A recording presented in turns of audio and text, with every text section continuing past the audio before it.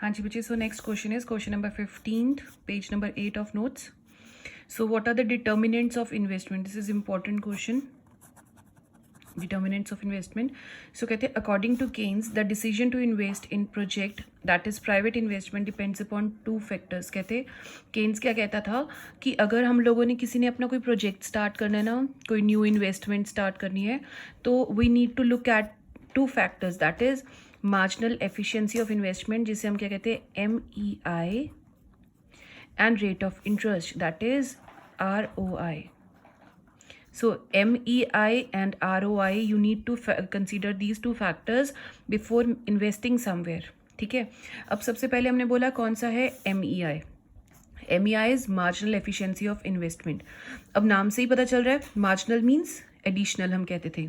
ठीक है. एफिशिएंसीज की कितना बेटर है, कितना हमारे को रिटर्न उससे आ सकती है, एफिशिएंट कितना है, वो कॉस्ट इफेक्टिव कितना है ऑफ इन्वेस्टमेंट, दैट मीन्स जो हमने पैसा लगाना है. अब कहते हैं MEI refers to the expected rate of return from the additional investment. की अगर आपने एडिशनल कोई पैसा लगाया, आपने कोई प्रोजेक्ट खरीदा या आपने कोई मशीनरी वगैरह ली, उससे आपको कितना रिटर्न एक्सपेक्टेड है, रेट ऑफ रिटर्न आपका कितना एक्सपेक्टेड है, that is called marginal efficiency of investment.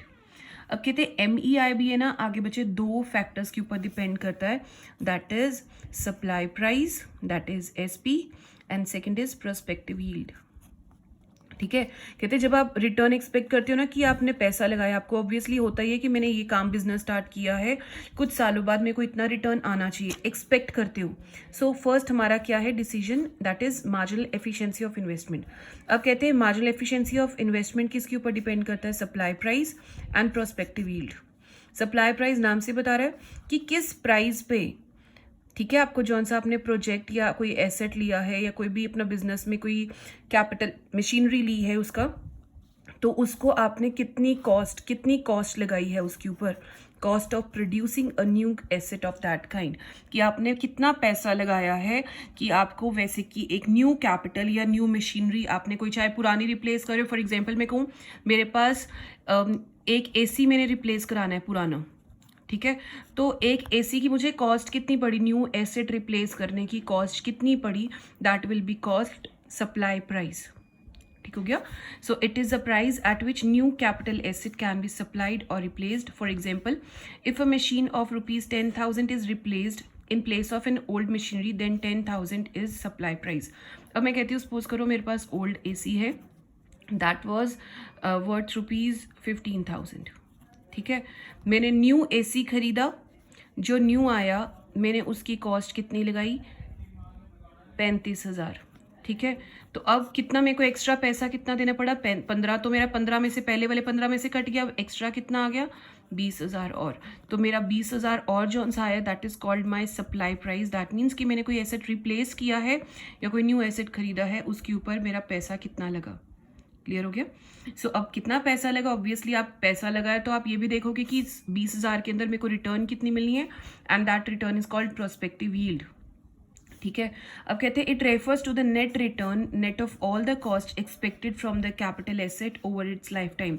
कि फॉर एग्जाम्पल आपने जितनी भी आपने कोई मशीन ली, जैसे यहाँ पे एग्जाम्पल दी है, if a given machine is expected to yield receipts of 1200. अगर मुझे लगता है कि जितनी मैंने कोई मशीन ली है, ठीक है, उसके अंदर से मेरे को रिसीप्ट्स, उसके अंदर से मेरे को कमाई कितनी होनी है, 1200 की. लेकिन उस 1200 की मेरे को कमाई होनी है, लेकिन मैंने कहा उसके ऊपर जौन से चलाने के मेरे को खर्चे हैं ना, जौन से उसके मिसलेनियस एक्सपेंसेस लगने हैं, फ्यूल हो गया या जो भी एक्सपेंसेस लगने हैं, दैट इज वर्थ ₹200. ठीक है. तो मैंने इसके अंदर से यील्ड कमाई कितने की लिए, तो 200 रुपये मैंने एक्सपेंस खर्चा कर दिया, ये मैंने रेवेन्यू जनरेट किया था उससे. लेकिन असली में रेवेन्यू में से इनकम जनरेट की, तो आपको यहाँ से पता चलेगा ना कि आपने यील्ड कितनी, रिटर्न कितनी आई आपको, है ना.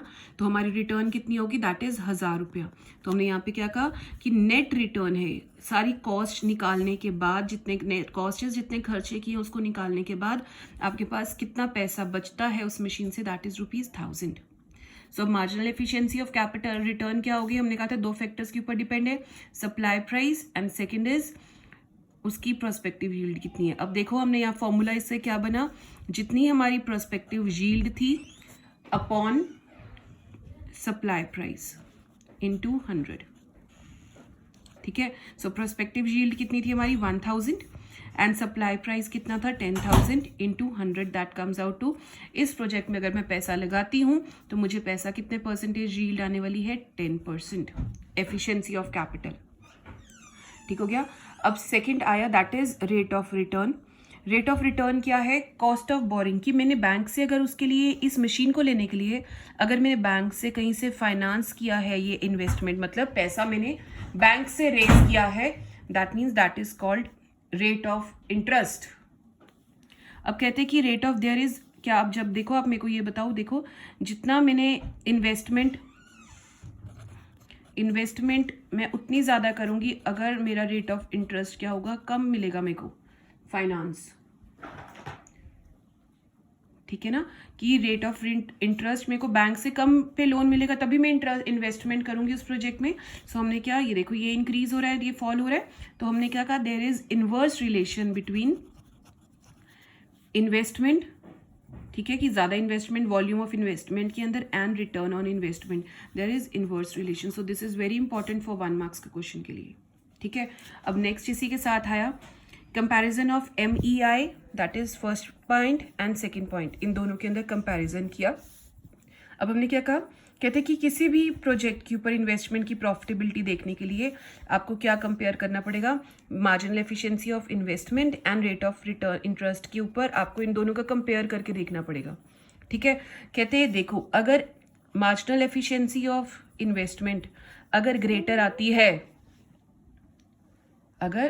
आती है than your rate of interest. So हमने क्या कहा, उस टाइम मेरे को प्रोजेक्ट में पैसा लगा लेना चाहिए क्योंकि एफिशिएंसी ज़्यादा है, देन बैंक को मैंने पैसा कम देना है, परसेंटेज कम देनी है। फॉर एग्जांपल अगर मैंने बोला मेरे को मार्जिनल एफिशिएंसी ऑफ कैपिटल 20% आती है, लेकिन मैं बैंक को कितने परसेंट पे लोन लिया, मैंने 12% पे। सो ऑब्वियसली मेरी ये ज़्यादा आ रही है तो मैं दे भी दूंगी तो मेरे को फ़र्क नहीं पड़ेगा। तो दैट मीन्स कि हम जब भी कोई आपने इन्वेस्टमेंट करना है आपने इन दोनों चीज़ों को ध्यान रखना है। तभी हमने बोला these are the factors that affect, कि हमने जब बिजनेस में इन्वेस्ट करना है इन दोनों फैक्टर्स को आपने कंपेयर करके देखना है। अगर MEI is greater than ROI then we should invest money. मैं एक बार रीड कर रही हूँ, देखो यहाँ से, the profitability of investment can be worked out by comparing MEI with ROI। इन दोनों को कंपेयर किया। इफ MEI इज ग्रेटर मतलब जिसकी तरफ मुंह खुला हुआ है, ओपन है, then ROI then investment is profitable. अगर ये बड़ा है then the investment is profitable. Example इसने वही वाली एग्जाम्पल ली जो मैंने यहाँ पे लिखा है कि 12% रेट ऑफ इंटरेस्ट पे मैंने लोन लिया, ठीक है, एंड जो मेरे को नेट प्रॉफिट इससे आना था दैट इज 20%। तो मैं पक्का ही इस इन्वेस्टमेंट के लिए जाऊंगी और उस टाइम तक जाऊंगी जब तक ये बराबर नहीं आ जाते, टिल बोथ बिकम्स इक्वल। ठीक है, मतलब अगर मेरे को कम मिलता, ठीक है, ये भी अगर मार्जिनल एफिशिएंसी ऑफ कैपिटल भी 12% होती तब मैं उस टाइम सोचती कि हाँ यार मैं इसको लूँ या नहीं लूँ। बट जब तक ये ज़्यादा है, 20% मुझे रिटर्न दे रहा है, चाहे 18 देता, 17 देता, 16 देता, 15 देता, 14 देता, उतनी देर तक मैं उस प्रोजेक्ट में लगा रही हूँ क्योंकि मेरे को रेट ऑफ इंटरेस्ट कम लगाना पड़ रहा है। क्लियर हो गया? So this was all about this question number 15th, page number 8 of notes, and this is the last question of this chapter. We are winding up with this chapter.